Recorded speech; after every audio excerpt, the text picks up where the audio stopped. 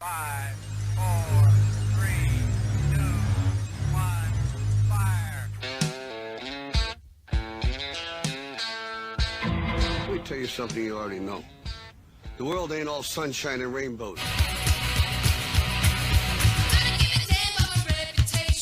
They've done studies, 60% of the time, it works every time. That doesn't make sense.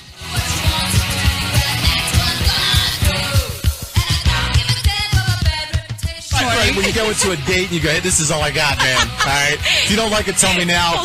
We'll do some shooters and we'll leave. You are not machines. You are not cattle. You are men. You have the love of humanity in your hearts. It ain't fair. I don't care how you spin the numbers. It ain't fair. That's an idiotic Well, I don't think so. I thought it was very creative and very nice.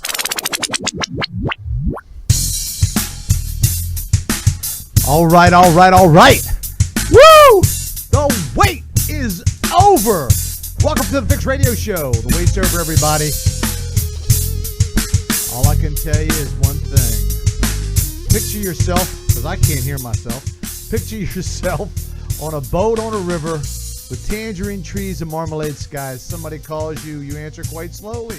A girl with kaleidoscope eyes. You know what I'm saying? The Beatles, 50-year anniversary. 50-year anniversary on the Sgt. Pepper's album. Wow. It was voted number one out of 500 albums. You know how hard that is? It's a lot of damn albums to beat that, bro. So I don't know what you're talking about when you say that it's not. I was talking to Billy. Billy's not a big Beatles fan. He's a little younger than me, but I like the Beatles. They were number one on the Billboard chart for 200 for many, many years. The album's gone somewhere 11 million copies, 5 million in the UK alone.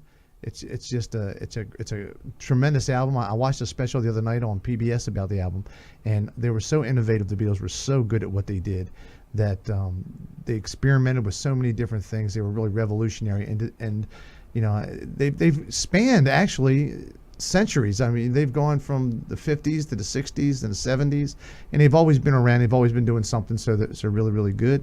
Congratulations to them. Paul McCartney actually said, we were fed up with being the Beatles. We really hated that effing four little mop top approach. We were not boys anymore. We were men, and we thought of ourselves as artists rather than just performers. So I guess it would be. You play the same stuff over and over. Very revolutionary album, great songs, Lucy in the Sky with Diamonds, Strawberry Fields Forever. This goes on and on. The innovation with all the horns, the different instruments, the different overlays, the layers of piano songs, the way they took the speeds and mixed them all down. I mean, what they did was revolutionary. It was revolutionary.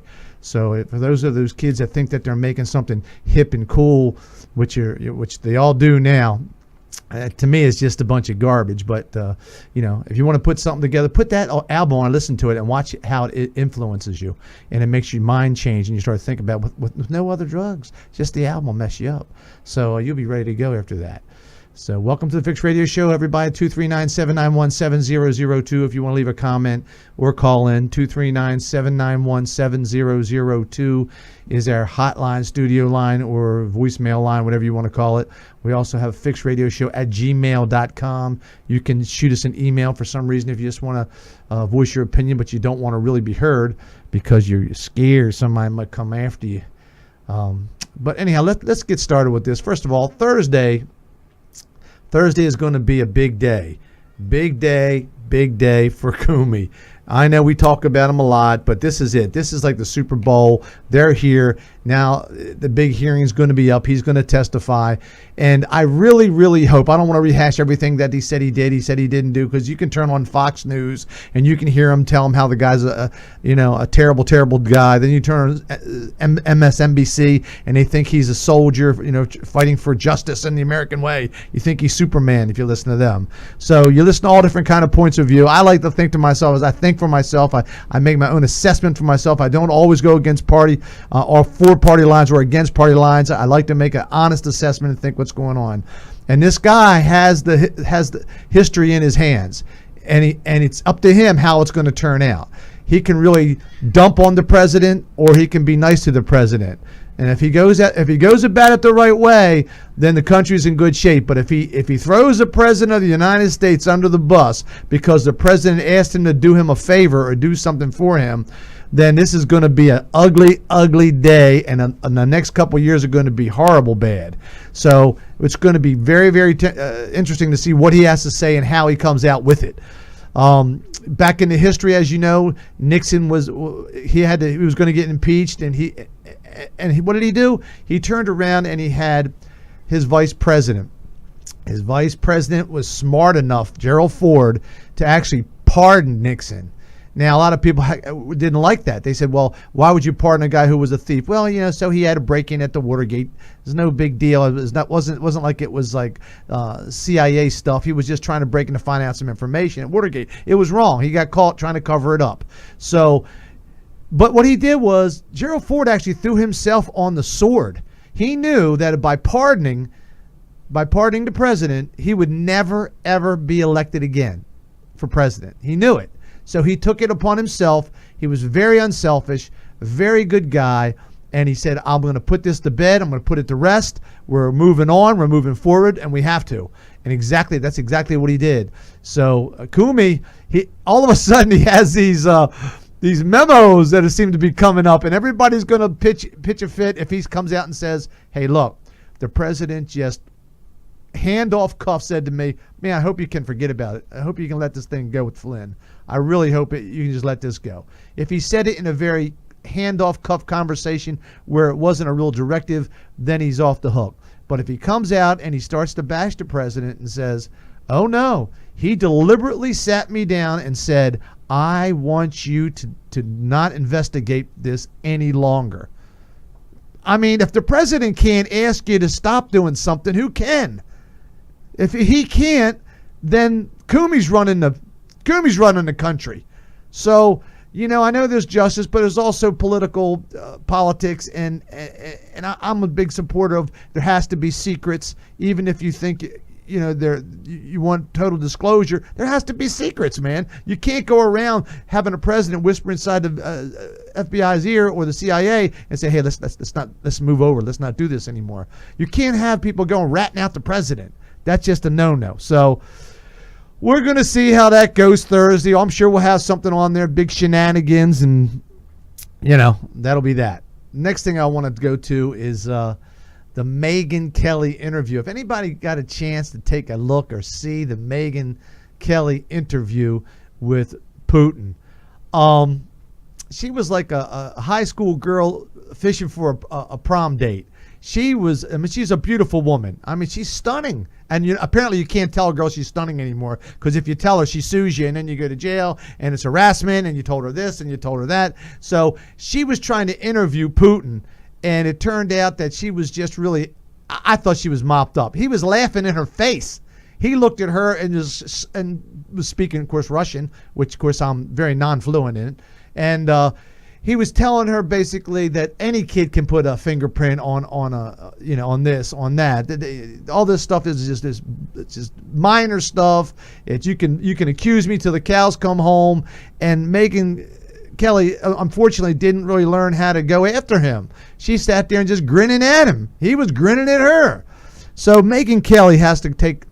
I know she's got these great journalistic points of view, but she needs to take a book out of a very famous book that many people don't know. It's called How to Make an Interview Work by Bill Cosby. Yeah, Bill Cosby wrote a book a couple years ago about how to make an interview go. And the first part of the interview is you have to make your interviewer feel very comfortable on a sofa, which is really, really nice. You sit her down and you say, hey, would you like something to drink? And then add something in her drink. And then if she wants to have maybe she's a little uptight, maybe she wants to go out and roll up a fatty, maybe she's got some glaucoma, I don't know exactly, but maybe she wants a little relaxer, maybe she wants a little floater on the top. That's how I drink my rum runners. Floater on the top, and then get her relaxed. And then after a while, you can offer her a nice back massage. That's always good to help to loosen up the interviewer. It helps them get in the mood a little bit more. Maybe take off her shoes a little bit. Tell her how attractive she is. That's always good. And of course, the kicker, of course, once you drop the needle on an album, and you're playing some Let's Get It On by Marvin Gaye, oh, you're in. I mean, you're in like Flint. If you can't close the deal after doing that, Bill Cosby made a history of getting people to do stuff they didn't want to do. Okay? So, Megyn, you got to read the book, Bill Cosby, How to Interview. That'll get you some real good, look at that face, huh? Look at that face. There she is. Beautiful. Beautiful woman. I know she probably hates me for saying it. Good thing she can't sue me. So, get it? Sue me? Kumi? Okay. Let's go real quick to the next winner. The next winner. If you've been watching the news lately, this gal here, she's 25 or 24 years old, okay? And she's actually has a lot of top secret clearance. Can you imagine having top secret clearance? Huh? Reality winner. That's her real name. Now, the Twitter name was Sarah. She went by Sarah Twitter. She's not too. Look, I don't know any girls that could handle having top secret clearance at 24 years old. Okay, they can't keep their mind out of the gutter on Facebook. How are they going to keep all these secrets? But yet alone, she still has the secrets. Okay, now she has classified stuff that she went apparently took it and printed it out. Thought she was going to outsmart the footprint, and she was going to send it to some podcasting company, and they were going to print it, which they did. And then, of course, the CIA found out and went backtracked, reverse engineered it, went back and said, where did you get this? And they said, we got it from this girl. So that's how she found out. She could be sentenced up to 10 years. And it's a shame, but she's going to do some time. I don't think she's getting out of this. Now, of course, the other girl that was just released, the transgender girl, she was in jail for 30 years, and Obama let her go for like 8 years. I don't even want to talk about her name because she's disgusting. So she should have done time, and that's the way it is. The poor winter girl is done. She was working for a private organization that was subcontracted. So I don't know what you do with a 24-year-old. You tell them, hey, shut your mouth. Don't print stuff out. You're not smarter than the FBI or CIA. So keep clean. But she's going to probably do some time, and that's going to be the next big Valerie Flame thing that with interviewing people and stuff like that. So let's just move on. I hope she doesn't do a lot of time, but she will. She'll do a lot of time. Next, but not least, have you struggled with religion lately? Anybody out there struggle with religion? Well, this guy right here, he belongs to a religious organization called the Church of the Flying Spaghetti Monster, and it's real. It's real. So if you want to be a member of the Church of the Flying Spaghetti Monster and wear a colander on your head right there, then you can join for $40. Go online, and you can be a nutcase too, or you can start your own. And Tripod wanted to start his own at one time. He was going to call it the Church of the Adult Education Dancers. And that's where he was just going to go to the Church of the Adult Education Dancers and throw money at them. And AKA strip club. Oh, is that what that was called? I had no idea. That was amazing. You straightened that out for me. So that's what he wanted to do, and we talked him out of it. But apparently you can make anything a religion now. If the Flying Spaghetti Monster is a real religion, then I guess the House of Cinnamon and Cherry over there, they can be a religion too. So that ought to be interesting. This guy's they're obviously atheist of some sort. I did a quick read up on it real fast. They don't believe in anything, obviously, other than their nuttiness. But you got to give it to them. If somebody's going to allow you to do that and make money and become a 501c3 religious thing, then you can be one of those guys. Either them or ISIS. I mean, who would you rather be, huh?